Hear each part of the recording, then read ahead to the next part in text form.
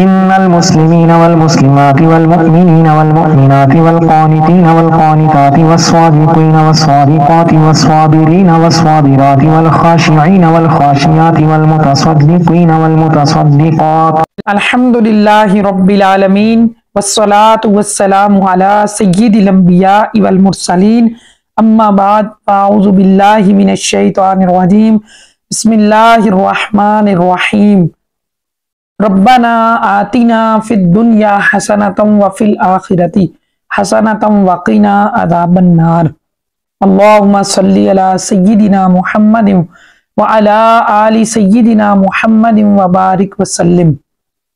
السلام علیکم ورحمۃ اللہ وبرکاتہ۔ اللہ تبارک و تعالیٰ نے قرآن مجید فرقان حمید کے 30ویں پارے میں ارشاد فرمایا، بسم اللہ الرحمن الرحیم، اللہ کے نام سے شروع جو بڑا مہربان نہایت رحم فرمانے والا ہے۔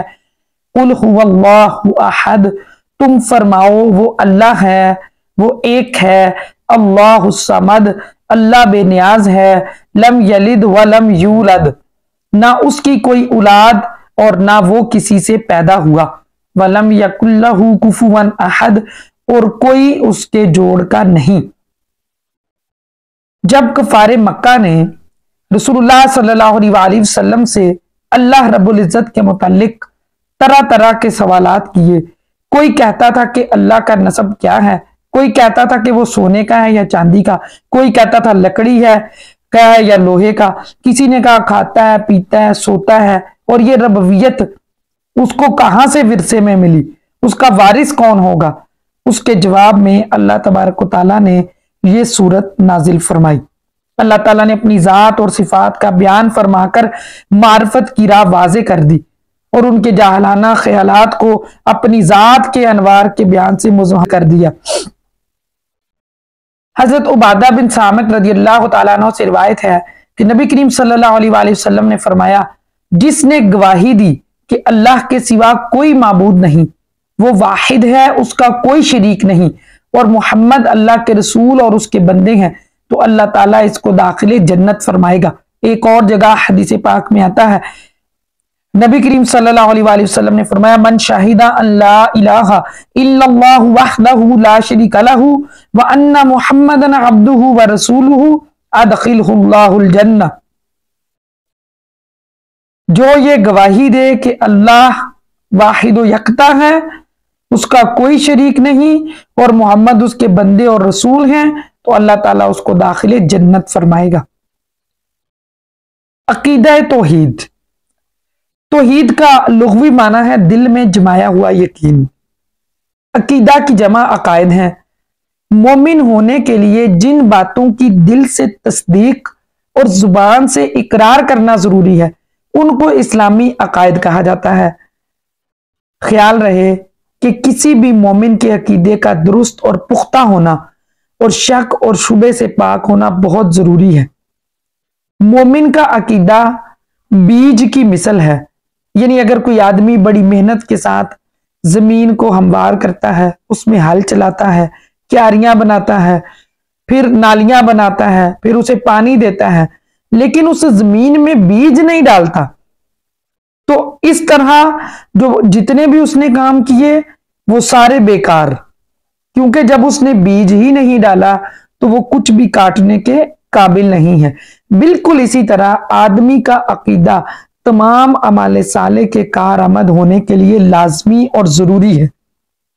پھر یہ عقیدہ تمام شکوک و شبہات سے بھی پاک ہونا چاہیے، تب ہی آدمی پھل پانے کی امید رکھ سکتا ہے۔ اور یہ بات بھی ذہن میں رکھنی چاہیے کہ قبر میں پہلے عقیدے کا امتحان ہوگا، جو امتحان یہ پاس کرے گا تب حشر میں اس سے اعمال کا حساب و کتاب ہوگا۔ اگر قبر میں عقیدے میں ناکامی ہوئی تو حشر میں اعمال کا امتحان نہیں ہوگا بلکہ سیدھا داخل جہنم کیا جائے گا۔ اس لیے عقیدہ مومن کے دین میں بنیادی اہمیت رکھتا ہے۔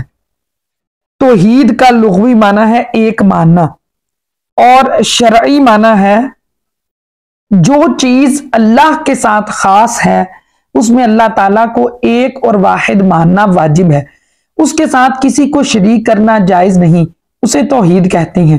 ایک تعریف یہ کی گئی ہے کہ اللہ تعالیٰ کی ذات اور اس کی صفات کو قدیم اور واجب الوجود ماننا توحید کہلاتا ہے۔ اب واجب الوجود کیا ہے؟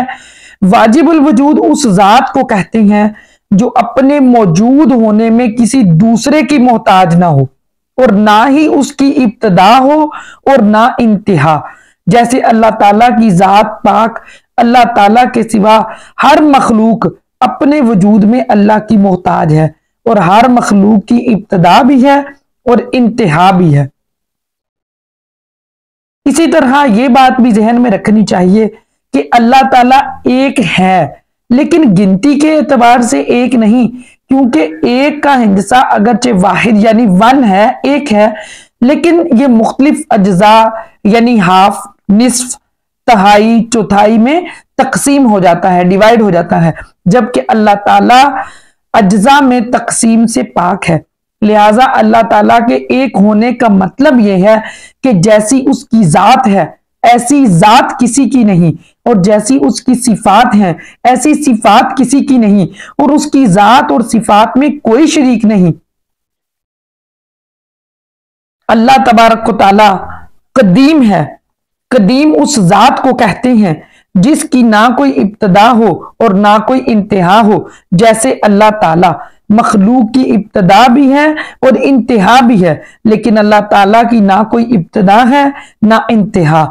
اسی طرح ازلی اور ابدی اللہ کی ذات کو کہا جاتا ہے۔ جس کی کوئی ابتدا نہ ہو اسے ازلی اور جس کی کوئی انتہا نہ ہو اسے ابدی کہتے ہیں۔ اللہ تعالیٰ کی ذات اور صفات ازلی اور ابدی ہے۔ اس کائنات میں ہر کثرت ایک وحدت کے تابع ہے۔ اگر کثرت وحدت کے تابع نہ رہے تو سارا نظام درہم برہم ہو جائے۔ جیسے کسی جامعہ کے بہت سارے استاد ہوں تو ان کا ایک ناظم ہوتا ہے، اسکول کے ٹیچرز بہت زیادہ ہوں تو ان کا ایک پرنسپل ہوتا ہے، صوبائی وزراء متعدد ہوں تو ایک وزیر اعلیٰ ہوتا ہے، وفاقی وزراء بہت سارے ہوں تو ان کا وزیر اعظم ہوتا ہے، اور تمام ملکی ادارے کثیر تعداد میں ہوتے ہیں لیکن ان کا صدر ایک ہوتا ہے۔ مطلب یہ کہ ہر کثرت ایک وحدت کے تحت کام کر رہی ہے، اسی لیے سارا نظام درست چلتا ہے۔ لہٰذا ماننا پڑے گا کہ جب ایک ملک کے دو وزیر اعظم نہیں ہو سکتے، جب ایک ملک کے دو صدر نہیں ہو سکتے، تو اس کائنات کے دو خدا بھی نہیں ہو سکتے۔ سو ماننا پڑے گا کہ اتنی بڑی کائنات کا نظام بھی ایک وحدت کے تحت چل رہا ہے، اور وہ وہی وحدہ لا شریک ذات اللہ ہے۔ ہم دیکھتے ہیں کہ تمام دنیا میں پیدائش، موت، تبدیلی، تغیر ایک نظام پر چل رہا ہے۔ سورج ہمیشہ ایک مخصوص جانب سے نکلتا ہے اور ایک مخصوص جانب میں غروب ہو جاتا ہے۔ اسی طرح چاند اور ستارے بھی ایک نظام کے موافق طلوع اور غروب کر رہے ہیں۔ اسی طرح زرعی پیداوار، انسان اور حیوان کی پیدائش اور موت ایک نظام کے تحت ہو رہی ہے۔ اگر یہاں بہت سارے خدا ہوتے تو کائنات کے نظام بھی بہت سارے ہوتے۔ ہر خدا اپنا اپنا نظام جاری کرتا، اور اس کائنات میں نظام واحد ہونا اس بات پر دلیل ہے کہ اس کا ناظم اور خالق اور موجد بھی واحد ہے، اور وہی واحد اللہ کی ذات ہے۔ اگر اس کائنات کے پیدا کرنے والے بہت سارے ہوتے تو فرض کریں ایک خدا کہتا زید کو پیدا کیا جائے، دوسرا خدا ارادہ کرتا کہ زید کو پیدا نہ کیا جائے، تو دونوں کا ارادہ پورا ہونا محال ہے۔ یہ زید پیدا بھی ہو اور نہ بھی ہو، کیونکہ یہ ناممکن ہے۔ اب جس کا ارادہ پورا ہوگا وہی خدا ہوگا، دوسرا خدا نہیں ہوگا۔ لہٰذا ایک ہی خدا ہے، وہ وہی ہے جو وحدہ لا شریک ہے۔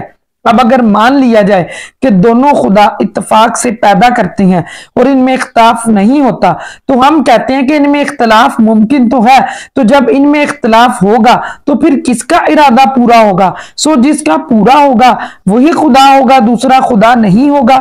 نیز جب وہ دونوں اتفاق سے پیدا کرتے ہیں تو ضروری ہوگا کہ ایک خدا دوسرے خدا کی موافقت کرے، تو جس کی موافقت کی جائے گی وہ متبوع ہوگا، اور جو موافقت کرے گا وہ اس کا تابع ہوگا، اور تابع خدا ہو نہیں سکتا تو پھر دو خدا نہیں ہو سکتے، تو جب دو خدا نہیں ہو سکتے تو دو سے زیادہ بھی نہیں ہو سکتے۔ خدا ایک ہی ہے، وہ وہی ہے جو وحدہ لا شریک ہے۔ ایک سوال یہاں پر یہ بھی پیدا ہوتا ہے کہ جب اللہ تعالیٰ ایک ہے تو اللہ تعالیٰ نے اپنے لیے بارہا بار قرآن مجید میں جمع کا صیغہ کیوں استعمال کیا؟ جیسے مثال کے طور پر سورہ حجر میں ہے نحنو نزلنا الذکر وَإِنَّا لَهُ لَحَافِظُونَ، بے شک ہم نے قرآن نازل کیا اور ہم ہی اس کی حفاظت کرنے والے ہیں۔ اسی طرح اور بھی بہت ساری آیات ہیں، ان کے بارے میں علماء کچھ توجیحات بیان کرتی ہیں۔ ایک تو یہ کہ بادشاہوں کا طریقہ ہے کہ وہ اپنی عظمت کا اظہار کرنے کے لیے خود کو جمع کے صیغے سے تعبیر کرتے ہیں، جیسے جب دربار میں سے کسی سے مخاطب ہوتے ہیں تو کہتے ہیں ہم نے تمہیں حکم دیا تھا، ہم نے یہ کہا تھا، ہم نے وہ کیا تھا، وغیرہ وغیرہ۔ اللہ تعالیٰ زمین و آسمان کا مالک ہے، اس کی عظمت کے اظہار کے لیے جمع کا صیغہ لانے میں کوئی حرج نہیں۔ اللہ تعالیٰ کی ذات واحد ہے اور اس کی صفات کثیر ہیں، جب اس کی تعبیر میں صرف اس کی ذات کا لحاظ ہو تو پھر واحد کا صیغہ استعمال کیا جائے، اور جب ذات مع صفات ملحوظ ہو تو اس کو جمع کے صیغے کے ساتھ تعبیر کیا جاتا ہے، لہٰذا اس وجہ سے بھی جمع کا صیغہ لانے میں کوئی حرج نہیں۔ تعبیر کرنے والے کے ذہن میں اگر اس کی وحدانیت کا غلبہ ہو تو وہ اللہ تعالیٰ کو واحد کے صیغے سے تعبیر کرتا ہے، اور اگر اس کے ذہن میں اللہ تعالیٰ کے ادب اور احترام کا غلبہ ہو تو وہ اس کو جمع کے صیغے کے ساتھ تعبیر کرتا ہے، لہٰذا دونوں تعبیریں آدمی کی کہ اس وقت کی کیفیت کے اعتبار سے جائز ہے۔ اسی طرح توحید کی تین قسمیں ہیں۔ ایک توحید ربوبیت، یعنی اللہ تعالیٰ کا خالق اور مالک اور تدبیر کے لحاظ سے منفرد ہونا، یعنی اللہ کے سوا کوئی خالق نہیں، اس کے سوا کوئی مالک نہیں، اللہ کے سوا کوئی تدبیر کرنے والا نہیں۔ دوسری قسم ہے توحید الاسماء والصفات، یعنی اللہ تعالیٰ کے اپنے نام اور صفات منفرد ہیں جس میں اس جیسی کسی کی صفات نہیں۔ مثلا اللہ تعالیٰ کا بھی ہاتھ ہے اور مخلوق کا بھی ہاتھ ہے، لیکن ہم پر واجب ہے کہ ہم اللہ تعالیٰ کے ہاتھ کی توحید بیان کریں کہ اس کا ہاتھ ایسا ہے جو مخلوق میں سے کسی کے ہاتھ کے مشابہ نہیں، کیونکہ اگر تم نے اللہ تعالیٰ کے ہاتھ کو مخلوق کے ہاتھ کی طرح قرار دیا تو مشرک ہو جاؤ گے۔ اسی طرح کسی انسان کا نام خالد ہے، یعنی ہمیشہ رہنے والا، اس کا مطلب ہے بہرحال وہ مرے گا، اور اللہ تعالیٰ خالد ہے، اس کو کبھی موت نہیں آئے گی۔ اسی طرح کبھی مخلوق کا نام عزیز ہوتا ہے لیکن اس کے لیے کوئی عزت اور غلبہ نہیں ہوتا، اور اللہ عزیز ہے، اس کے لیے دائمی عزت ہے، غلبہ ہے۔ جیسے اللہ سمیع ہے، علیم ہے، سنتا اور جانتا ہے، ایسے ہی لوگ سنتے اور جانتے ہیں، لیکن جیسا وہ سنتا اور جانتا ہے ایسی صفات کسی میں بھی نہیں۔ تیسری قسم توحید العبادت، یعنی اللہ تعالیٰ معبود ہونے میں منفرد ہے، اللہ کے غیر کی عبادت نہیں کی جائے گی۔ اللہ تعالیٰ کا غیر فرشتہ ہو یا رسول، اللہ کا ولی ہو یا نیک بندہ، بادشاہ ہو، ماں باپ ہو، کوئی بھی ہو، اللہ تعالیٰ کے سوا کسی کی عبادت نہیں کی جائے گی۔ اللہ تعالیٰ معبود ہونے میں واحد ہے، اس کا کوئی شریک نہیں۔ جو مشرکین ہیں وہ بھی یہ بات مانتے ہیں، وہ کہتے ہیں کہ کائنات کا رب واحد ہے اور وہ اللہ ہے، اس کے باوجود وہ بتوں کی عبادت کرتے تھے، خواہ بت معین ہو جیسے لات، منات، عزا وغیرہ، یا غیر معین ہو جیسے وہ پتھروں سے نیک بندوں کی صورتیں تراش لیتے تھے اور ان کی عبادت کرتے تھے اور سمجھتے تھے کہ ان کی عبادت ان کو اللہ کے قریب کر دے گی اور یہ بت ان کی اللہ کے پاس شفاعت کریں گے۔ تو یہ مشرکین اللہ تبارک و تعالیٰ کے برابر یا اس کو رب مان کر اس کی صفات میں دوسروں کو شریک ٹھہراتے تھے۔ پتہ یہ چلتا ہے کہ جس طرح اللہ تعالیٰ ربوبیت میں واحد ہے، اسی طرح وہ صفات میں بھی واحد ہے۔ جس طرح وہ ساری کائنات کو پیدا کرنے میں بھی منفرد ہے، اسی طرح وہ تمام کائنات کا معبود ہونے میں بھی منفرد ہے اور اپنی جمیع صفات میں بھی منفرد۔ तमाम अंबिया अलैहिस्सलाम दुनिया में आकर यही तबलीग करते रहे कि अल्लाह के सिवा किसी की इबादत न की जाए, क्योंकि आम तौर पर लोग ये मानते थे कि अल्लाह ताला ही सबका पैदा करने वाला है, लेकिन लोगों ने मुख्तलिफ माबूद बना रखे थे। वो तौहीद रबूबियत के कायल थे और तौहीद अलवहियत के मुनकिर थे। अंबिया अलैहिस्सलाम ने दुनिया में आकर तौहीद वाहिद की तबलीग की।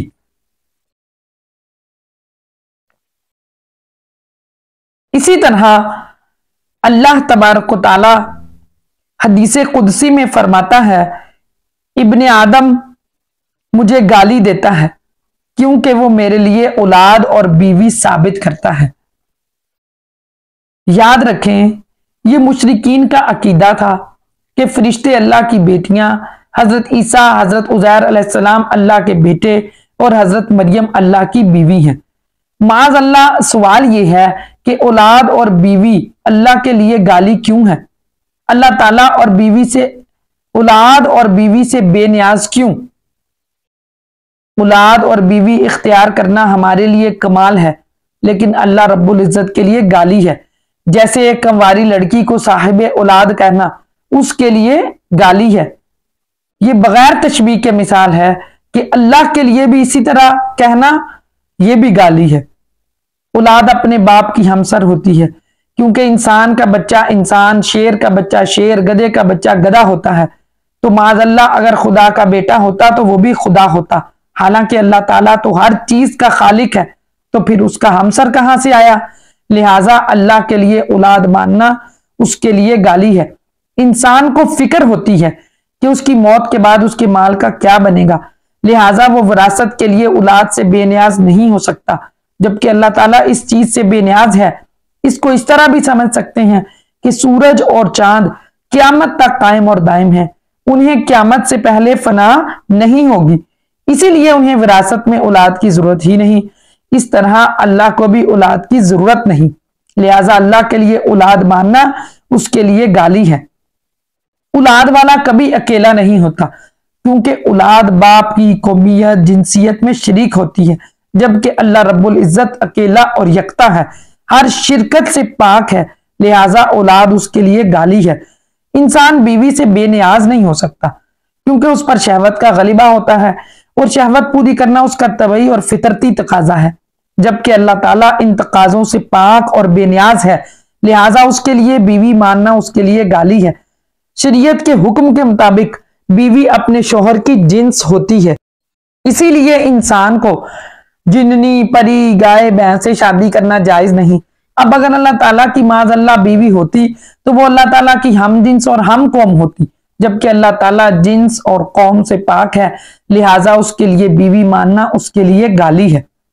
इसी तरह अल्लाह तबारक व तआला ने सूरह रूम की आयत नंबर 25 में इरशाद फरमाया, और उसकी निशानियों से है कि उसके हुक्म से आसमान और जमीन कायम है, फिर जब तुम्हें जमीन से एक निदा फरमाएगा जब भी तुम निकल पड़ोगे, और उसी के हैं जो कोई आसमानों और जमीन में है, सब उसके जेरे हुक्म है, और वही है कि अव्वल बनाता है फिर इसे दोबारा बनाएगा, और ये तुम्हारी समझ में उस पर ज्यादा आसान होना चाहिए, और उसी के लिए है सबसे बरतर शान आसमानों और जमीन में, और वही इज्जत और हिकमत वाला है।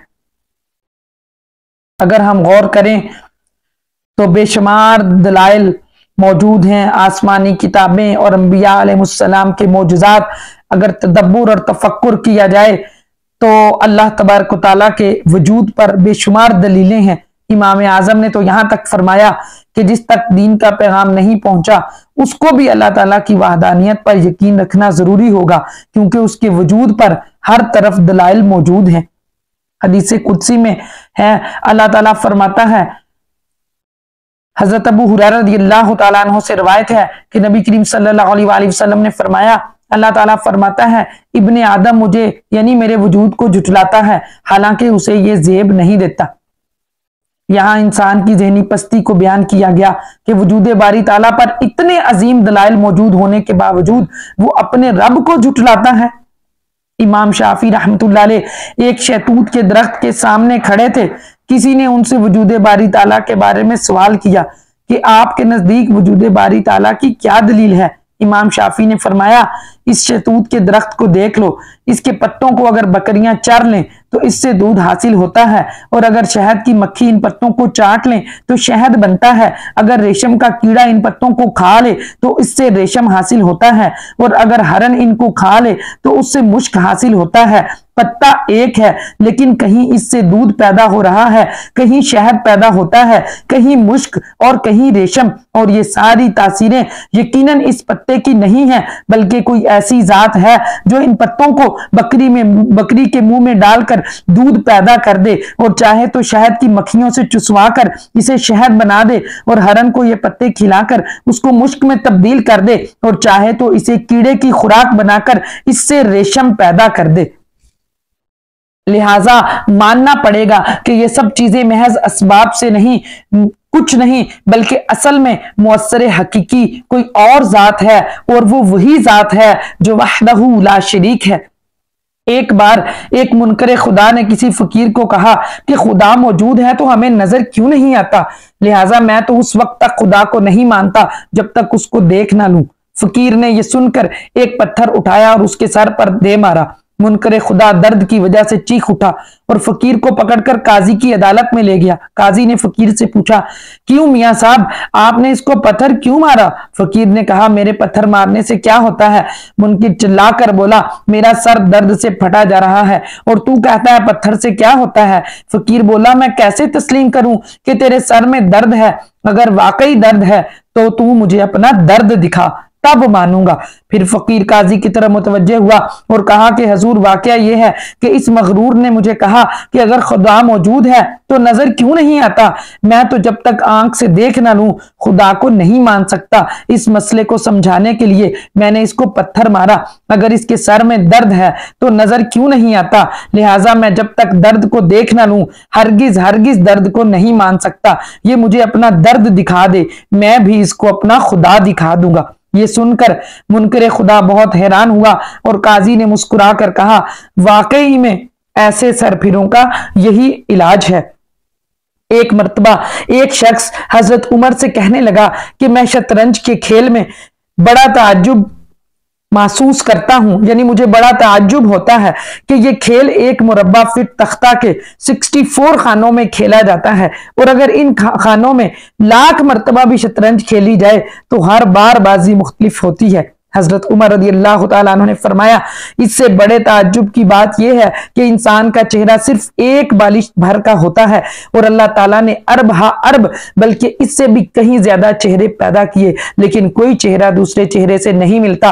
بلکہ میں تو کہتا ہوں چہرہ تو بہت دور کی بات ہے، انسان کے ہاتھ میں 2-2.5 انچ کا انگوٹھا ہوتا ہے، اور کسی ایک انگوٹھے کی لکیریں دوسرے سے نہیں ملتی، بلکہ ایک ہی انسان کے دائیں انگوٹھے کی لکیریں بائیں انگوٹھے سے نہیں ملتی۔ سبحان اللہ، یہ دلیل ہے اس بات پر کہ وہ ایک ذات ہے جس کا یہ سارا کمال ہے، اور وہ وہی ذات ہے جو وحدہ لا شریک ہے۔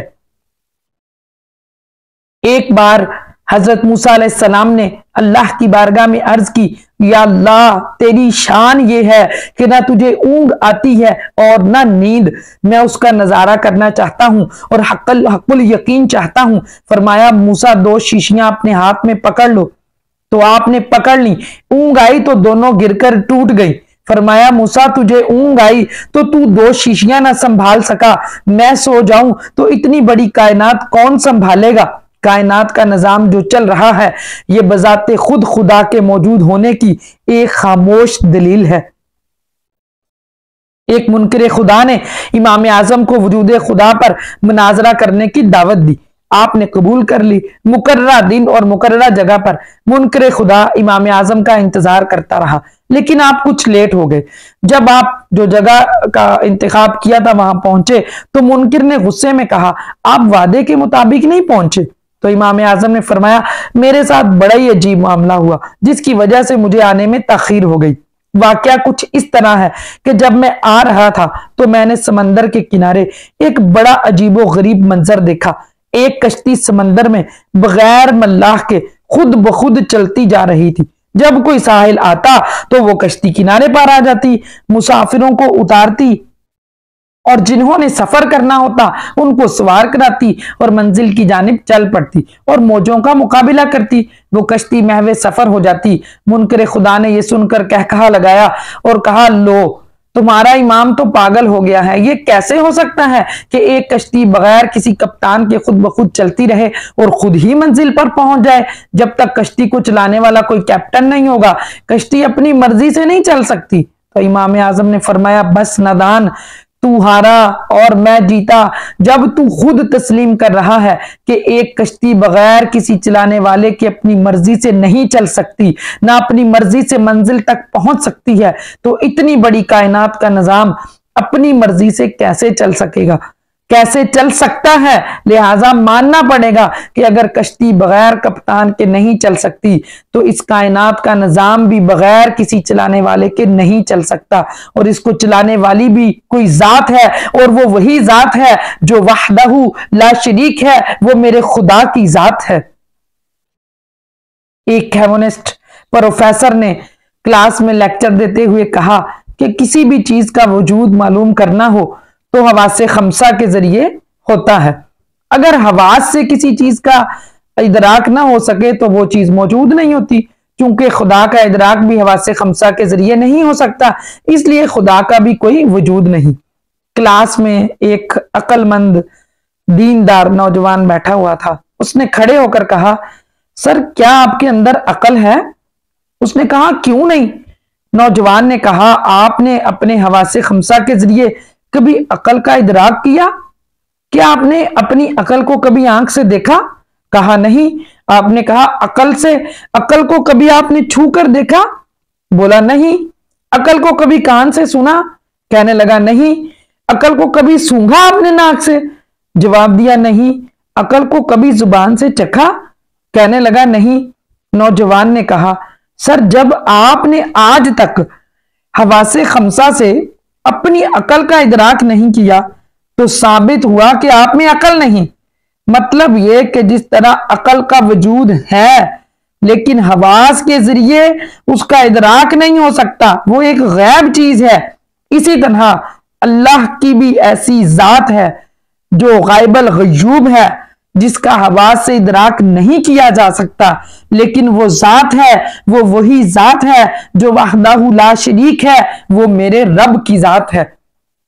اللہ تبارک و تعالیٰ سے دعا ہے کہ وہ ہمیں توحید پر کامل اور پختہ یقین اور مکمل عقیدہ توحید پر عمل پیرا ہونے کی استقامت عطا فرمائے۔